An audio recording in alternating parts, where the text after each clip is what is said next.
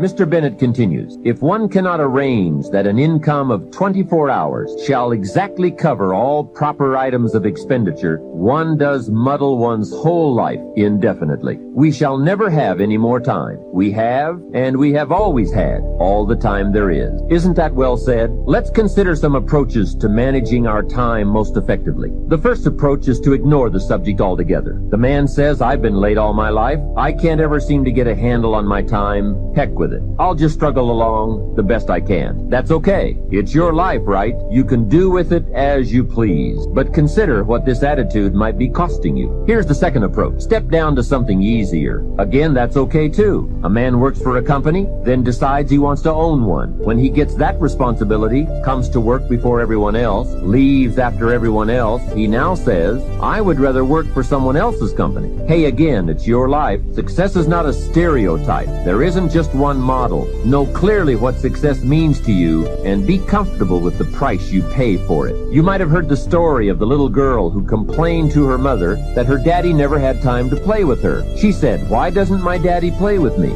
He comes home from work, goes to the study and work, comes out for dinner, goes back to work again. I want to play with my daddy. So her mother explained to her, your daddy is very busy. He loves you very much, and that is why he works so hard. At his office, he has so much work to do that he has to bring the rest of it home and finish it here. That is why he can't play with you. The little girl thought for a moment, trying to solve this problem, and came up with the answer. She said, well, why don't they just put him in a slower group? Hey, not a bad idea. Don't throw away other important values in your life just going for one. I went for some things in my life and found out later I had paid too much. If I had known how much they were going to cost, I never would have paid. So that is a consideration. The next approach to time management is to work longer and harder. And we all know the dangers there, right? Unless you aren't working at all, then you probably need to work longer and harder. But for some people, if 10 hours won't do it in a day, they work 12. And if 12 won't do, they move it up to 14. Some people even take on 2 jobs. And there are some very real dangers here, not least of which is health problems that result from not being able to handle the stress. So you've got to be careful with this approach. The last approach I think is the best, and that is to get more out of you. In the time you have assigned to labor, make the hours more valuable. The key is not to work harder, but to work smarter. If you're putting in about 8 or 10 hours a day, 6 days a week, that's about it. You can't work much harder. But remember, it's not the hours you put in that count. It's what you put in the hours. Get more from you to make the investment of time more valuable. And no telling how valuable you can become. We don't lack the capacity. We only lack the ideas and the will and the discipline to carry them out. In considering the subject of time management, remember that a big part of the key for changing is to take it in small steps. Most of us don't make revolutionary changes. We change a few degrees at a time. When you get some life momentum rolling, it's not that easy to make all the changes all at once. Hey, you can't whip a U-turn with the Queen Elizabeth II. When that big ship gets moving, they say it takes 7 miles just to get it stopped. So when it's really moving, you just have to nudge it a little,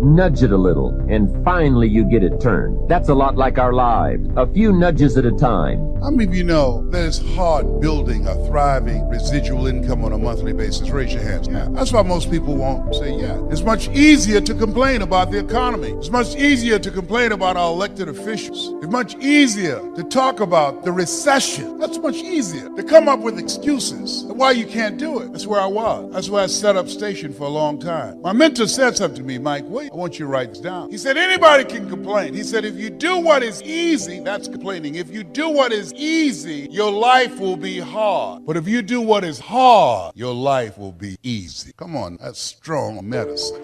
If you do what is easy, complain about your situation, your circumstances. If you do what is easy, stand around and be a volunteer victim like everybody else. If you do what is easy, surrender and give up on your dreams. Become depressed and bitter and angry. Anybody can do that. If you do what is easy, your life be hard. But if you do what is hard, keep coming back again and again and again. If you do what is hard, approaching strangers, talking to people in shopping malls, get up dressed every day, going out prospecting, knowing some way, somehow, with a spirit of expectation, somebody's out here looking for an opportunity. You can go outside right now and see some pigeons, but you're out hunting for eagles. and they're not common. And if you do that over and over and over again, somebody's going to show up. Somebody's going to say, I'm the one. Dr. Thurman, I love him so. What a great. He said there's something in each and every one of them that waits and listens to the voice of the genuine in yourself. It will be perhaps the only guide you will ever have. And if you cannot hear it, all of your life, your days will be spent on the ends of string that somebody else pulls. And I submit to you, you invest time and money, go to the airport, fly across country. I suggest to you, some of you drove here. I suggest to you, you showed up because you said, I'm going to pull my own strings. I'm going to control my own life. Nobody will ever pull my strings again. Give yourselves a round of applause. I want you to write this down. Choosing your future. It's a program that we've created that's designed to put in place for you to work on yourself. A systematic process that changes your mindset. It's possible, it's necessary, it's you, it's hard, it's worth it, it's done. It's 6 CDs. I'm tired, y'all. I'm tired of short casting.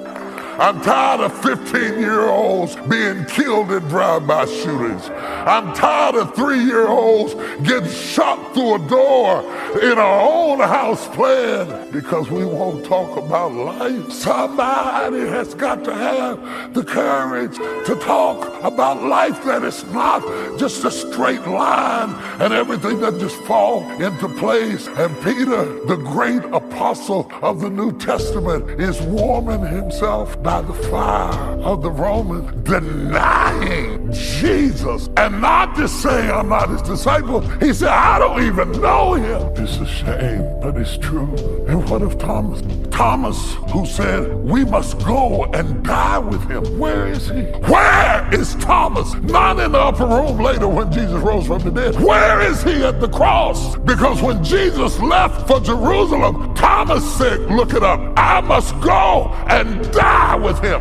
But when that dying got real, a lot of people say a lot of stuff until it gets real. For better or for worse, in sickness and in health, to richer and for poor, till you pee on yourself.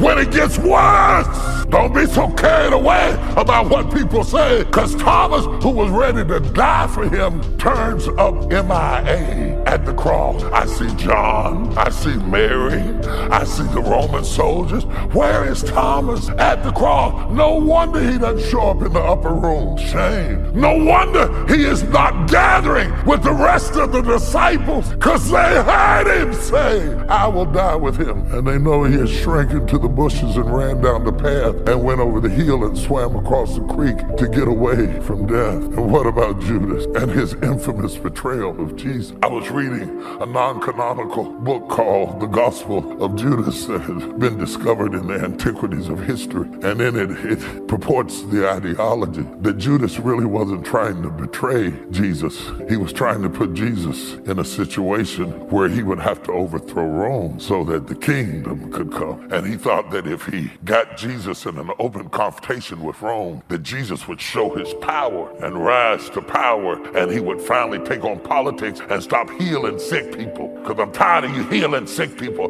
That's not why I'm following you. I'm following you because I want political power. And the trick blew up in his face, and he didn't know they were going to kill him. If he knew they were going to kill him, then why did he hang himself? He hung himself because he got caught in his own web, and it cost somebody their life. And some of us have made decisions that cost other people their lives and their careers and their futures. And it's hard to live when you got the masterful plot and the plot goes wrong. Can I go deeper? I want to submit, just for your curiosity, it could be possible that had Judas not hung himself, he could have got to save. He could have come and fallen on his knees and said, forgive me. And I know you don't believe it, but I will defend it. If Jesus could be dying on the cross and say, Father, forgive them, for they know not what they do, while they nailed him to the tree, then surely